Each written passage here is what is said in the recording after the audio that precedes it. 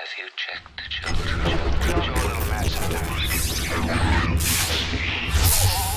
Hi, I'm Chucky. Wanna play? Sometimes that is better. You're gonna need a bigger boat. What's up, everyone? Welcome back to the Horror Show. I'm Cecil Laird. Robert Duell. And Jaime Fuego here. And we are here to finally give our thoughts on something that's been available on Shudder for a little while now, and that is a 5-episode series called Cursed Films. Now, this is a series focused exclusively on 5 different films, each episode a different film focus, and it's all about how some people consider the films cursed, the sets cursed, the release cursed, whatever have you. Each one has a story, and so that's what we're here to talk about, and giving our overall thoughts. Well, real quick, let's just go through the movies that they talk about. So they talk about The Exorcist, they talk about Poltergeist, they talk about The Crow, they talk about The Twilight Zone, and they talk about The Omen. Thank you. Yes. Now, I will say that going into our overall thoughts, which we normally do, we'll do our overall thoughts, then the story, the acting, the effects, all of that good stuff. Not really so much acting in this one, but the overall, I enjoyed the series, although I do think that there were some episodes that were actually way better than other episodes. True. So, but all in all, it's still a really interesting sort of docu-series, because that's really what it boils down to. And I love behind-the-scenes stories of horror movies, especially iconic ones. And I did like, for the certain episodes that I really was interested by, I didn't know many of the stories behind either the Twilight Zone or the main story behind Twilight Zone. I didn't know any of the stories behind The Omen, and I never knew exactly what happened on The Crow.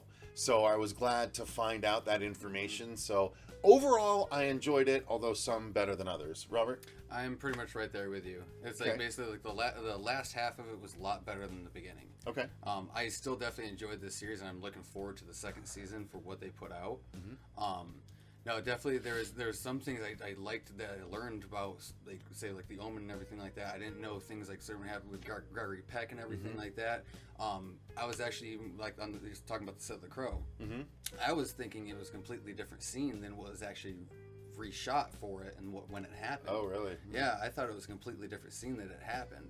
And then Twilight Zone, that just blew my mind because I didn't know anything about what happened on that movie. I didn't either. And the fact that they showed the footage. That blew my mind because I actually had to go back and rewatch that. I'm like, did they actually show that? And you see it. Mm-hmm. Like, that was nuts. When I saw that, I was outside. Producer Dave was sitting at the table doing some work of his own.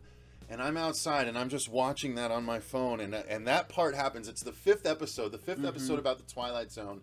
While they even say that it's not a cursed film, this is just a really bad, it's just a really bad happenstance. But I had never heard the story, and they show the footage of what actually happened, and they don't cut away from it. Yeah. And so when they actually showed what happened, I was like, "Oh my god!" Like I literally said out loud. That's how I was. I exclaimed, like it caught me so off guard, and then I went back. I was like, "Really?"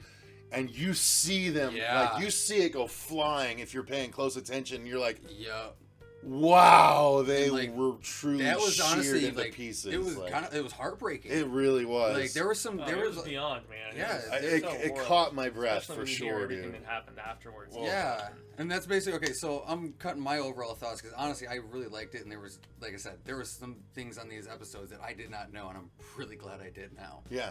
Fuego.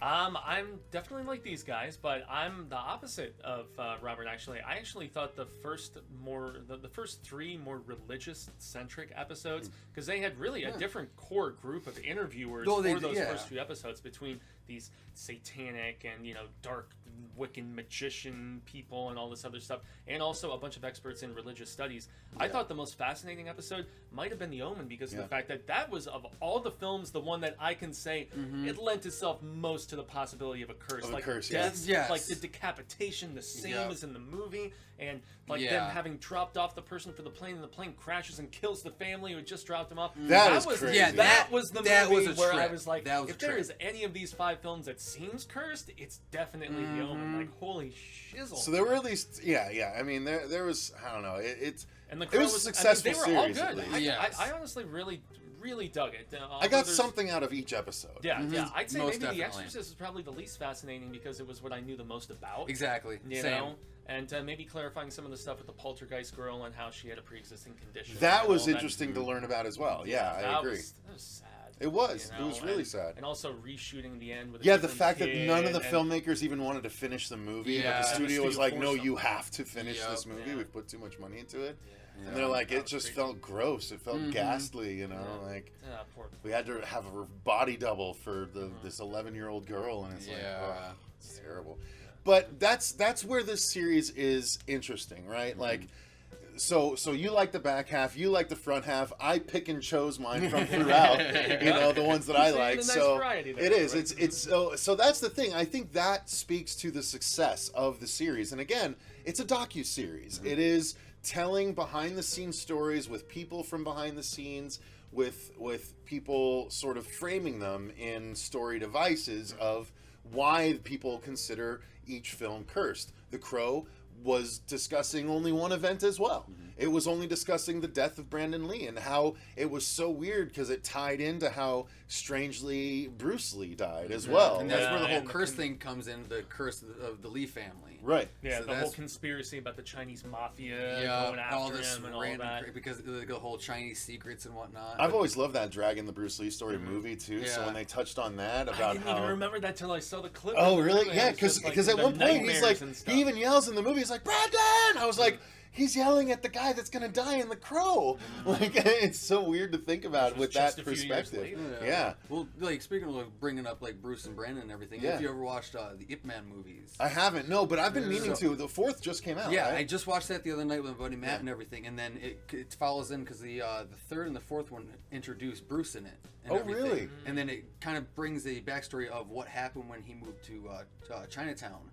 And So Ip Man isn't a fictional. no, he's real. He's an actual. He was an Oh. actual person. I thought it was like just No. another fictional No, he was. martial arts No, story. he was actually the one who taught Bruce Lee Wing Chun. Oh. But Bruce Lee developed that with about like multiple different martial styles and created his own. Well, I had no idea. Okay. Yeah. I've been meaning to watch the Ip Man movies. Dude, they're so, awesome. yeah. Watch them. Yeah. All right. So getting back to the cursed film, Yes. so that's the long and short of the story of the whole thing. It's each movie is focused on why they were cursed, the things that happened that was just strange or abnormal or what have you, and all of it I thought was some obviously more engaging than others, but they called it cursed films, and some of them they even acknowledge like, look, this isn't so much cursed as just a really strange event that some might loosely interpret as cursed, And that was definitely Twilight Zone movie because they go after John Landis Oh, big yeah. time in that. I wasn't a big fan of him after watching that Not at episode, to be all, honest not with at all. you. I the didn't know, decisions and everything. Yeah. Yeah, and I didn't know about the court case afterwards and the fact that he got off and The all fact this that he other stuff. spoke at the funeral and like tried to say Bad they're taste, immortal, man. I was like, Yeah, that was very Dude, distasteful. But it yeah. also kind of shows like that's why he kind of disappeared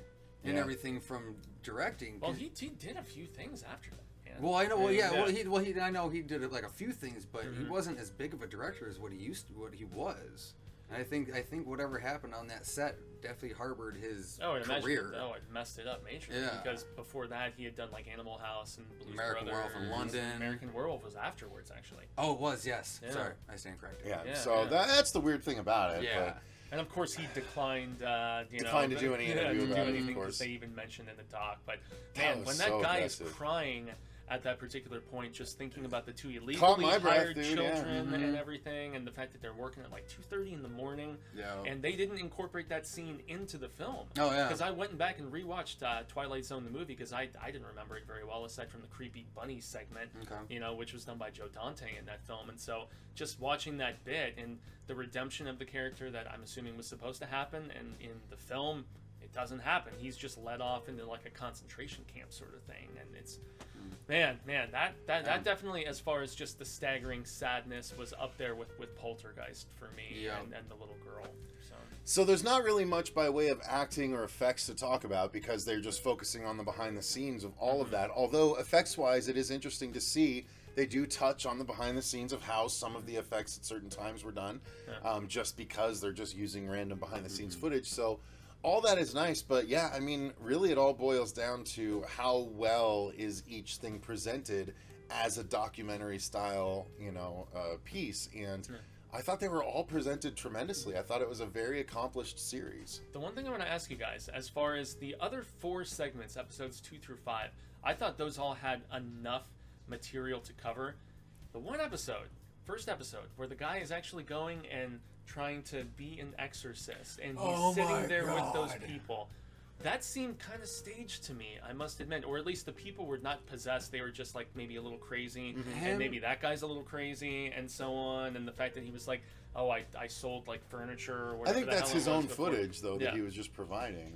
True. But maybe not staged, but it definitely didn't seem like real possession sort of stuff. No. The whole mind over matter sort of situation where people, and they even talk about it in the Exorcist episode, where they're like, people, they cling to these visualizations and representations of possession they've seen in film before, and so when they think they're possessed, they start to reenact that sort of stuff. And so that was the one episode where I didn't feel like it had as much information to really hold my attention, at least in comparison with all the other episodes. But just personal, No, I definitely agree with you, especially on like I'm just gonna basically call him the fake exorcist and everything. The fake exorcist. Yeah, because that him in the interview, that took me out the most, I would say, from that whole episode. Him, and then there was one other guy in the Omen episode, our Satanist and everything. Was that the guy who was doing the actual rituals and he was live streaming different things and all that? Those two, I think, were their worst choices out of all possible interviewees. I think they could have done a lot better if they changed those two. Those 2 episodes would have been a lot more solid. Yeah.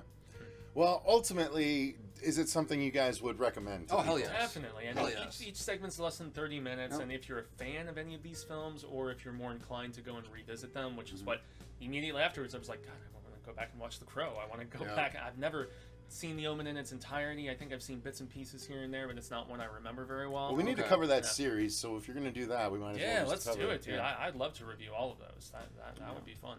So I think that's going to do it for our review of Cursed Films. Again, this is a 5-episode series available on Shudder, less than 2.5 hours total of watch time. So it's a easily digestible bit of material, and it is super interesting if you're into good horror movie behind the scenes stories. So I would recommend it. They would recommend it as well. So check it out.